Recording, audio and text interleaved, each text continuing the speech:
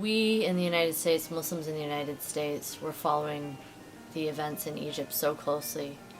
And I can tell you that it was one of the most exciting times in the past decade for us. We have felt like all we've had is bad news from the Middle East. You know, since 9/11, it seems like American Muslims have been, in a way, almost eager to emphasize how different we are from Muslims in many other parts of the world, because all we felt that we were getting was bad news. And of course this wasn't the reality. And we would try to explain to American people about all of the good things that were going on in the Muslim world and in the Arab Muslim world in particular in terms of civil society and activists. But it never hit the news. I think it's really important to look at the history of previous revolutions. There are always setbacks. No matter what happens at the beginning, there can be great advances in a short amount of time, but there will always be setbacks. And sometimes you need more energy during that prolonged period of setbacks to keep fighting than in the initial energy. You know, it's like when you're in a very critical situation, your body fills with adrenaline, you have so much energy, and afterwards you're exhausted. And if you realize in that exhaustion that you still have so far to go, you can sometimes wonder, can I even do it? This is true, you know, physically as an individual, it's true with societies. I think in the United States, for those of us who are interested in civil rights and human rights, we benefit from looking at the history of the advancement of civil rights in this country. You know, it was a huge struggle for black people in the United States to gain their freedom. You know, there's a terrible civil war in the United States in the 19th century to abolish slavery in the United States. Immediately after the period of the abolition of slavery, African Americans were able to even be elected to state senates and houses of representatives. But within 30 years, all of that was closed down.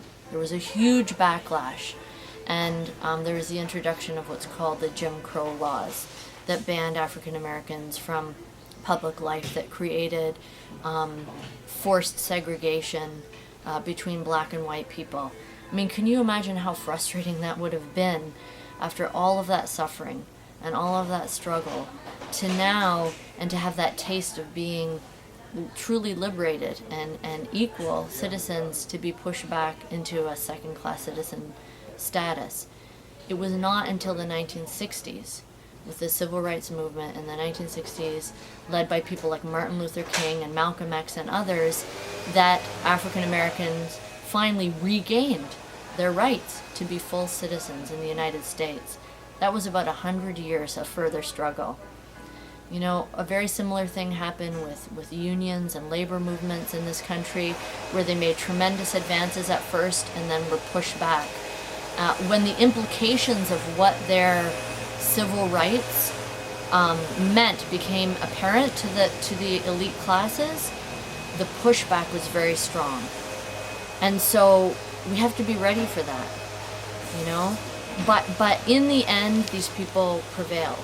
In the end, they prevailed by working together and by especially being very smart to the strategies of those who wanted to keep them oppressed. And the primary strategy was to keep them divided.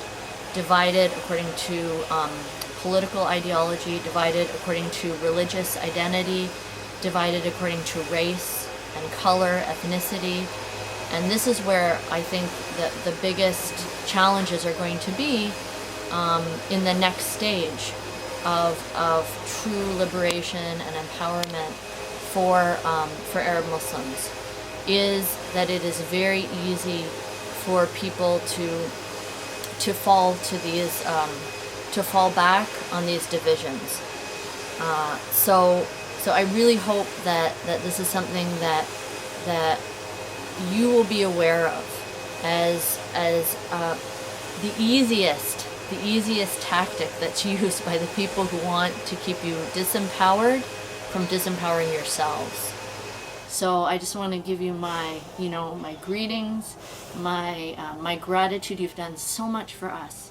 I mean, you've really done so much for us. It's the first time in 9 years that I've told my son to come into the room and watch the news was to see the Egyptian revolution. Every other time I'm pushing him out of the room because I don't want him to see another image of an angry, yelling, violent Arab Muslim on TV, which is all we've had for years. For him to see our Egyptian brothers and sisters was so liberating for all of us. So I'm so grateful to you. Know that you have our friendship, our prayers, our solidarity for all of the Egyptians, Christians, Muslims, everyone, no matter who they are, because it's just so inspiring. But you can't, you've got to balance your vision and your impatience for getting something done with that kind of stubborn impatience, because it's going to take time, years, to get the kind of changes you see. But inshallah you'll get there.